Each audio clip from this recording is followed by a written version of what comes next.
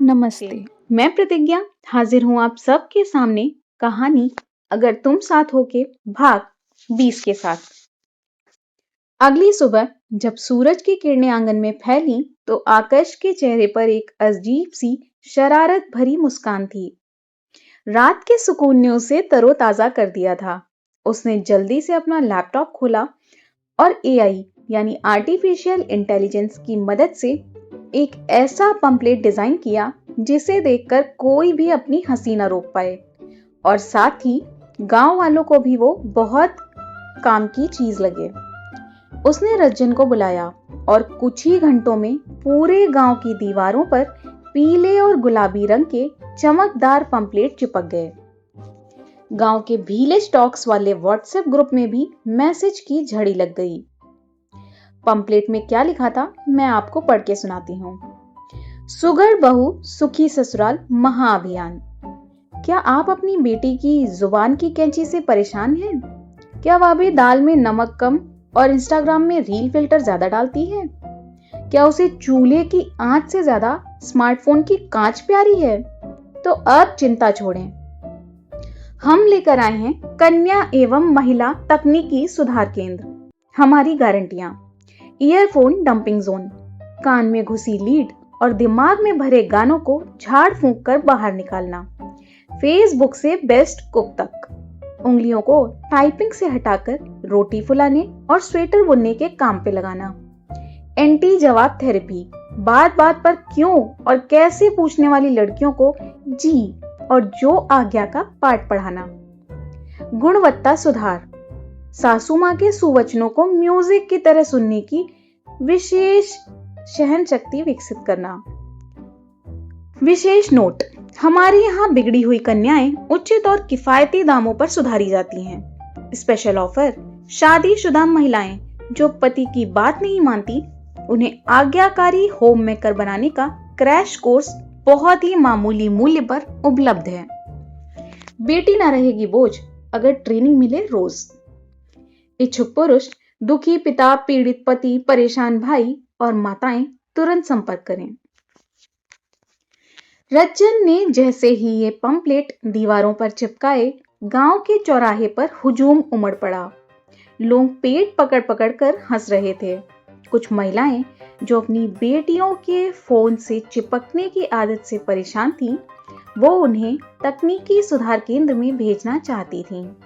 और उन महिलाओं के पति जो उनसे परेशान थे, इसलिए वे उन्हें भी सुधार केंद्र भेजना चाहते थे। कुल मिलाकर रज्जन को व्हाट्सएप ग्रुप से एक साथ करीबन 32 एनरोलमेंट आ गए। इधर धानी ने जब पंपलेट पढ़ा तो उसका चेहरा शर्म और गुस्से से लाल हो गया। उसे लगा कि कल तक जो आकाश उसे सम्मान की नजरों से देख रहा था, आज उसी ने उसे सुधार की वस्तु बना दिया। धृति ने पैम्पलेट पढ़ा और कमरे में आई। सीधा आकाश से गुस्से से बोली, ये क्या तरीका है?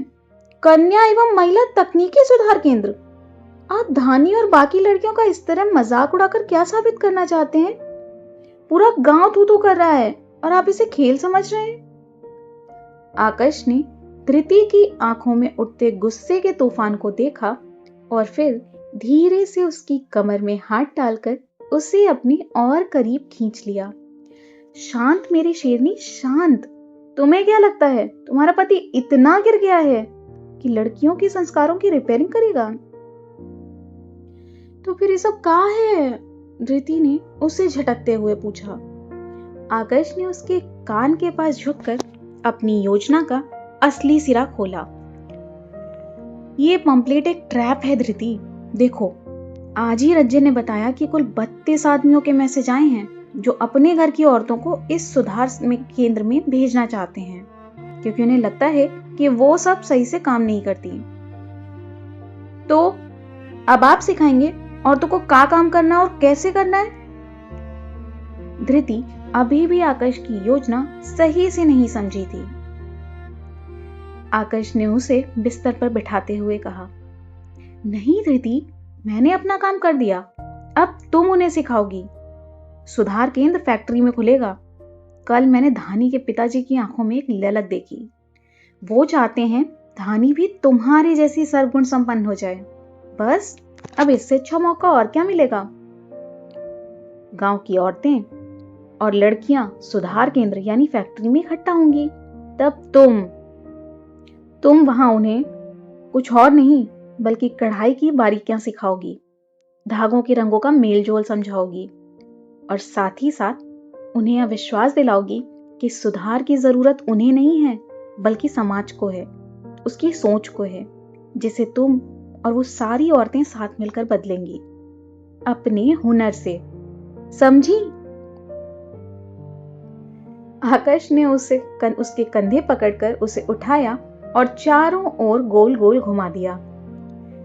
धृति की आंखों में अब गुस्से की जगह चमक आ गई थी। आकाश की योजना का सिरा पकड़ते ही उसे समझ आ गया था कि जिस पिंजरे का नाम उसने सुधार केंद्र रखा है, असल में वह उन लड़कियों के लिए आजादी की कार्यशाला बनने वाली थी। यानी लोहा लोहे को काटेगा। धृति मुस्कुराते हुए बोली। बिल्कुल, आकाश ने जोश में भरकर कहा। गांव के मर्द अब अपनी बेटियों और बीवियों को सुधारने के लिए भेजेंगे, पर जब वो वहां से निकलेंगी तो उनके हाथ में हुनर होगा और दिल में खुद पर गर्व।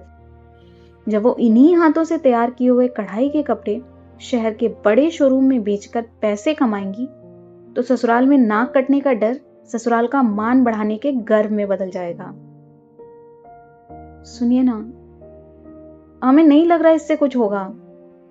औरतें अगर कुछ सीख कर निकल भी गई ना तो मर्द लोगों को खींच और होगा, आपसे चिढ़ होगा, और कुछ नहीं कि आपने उनसे झूठ बोला।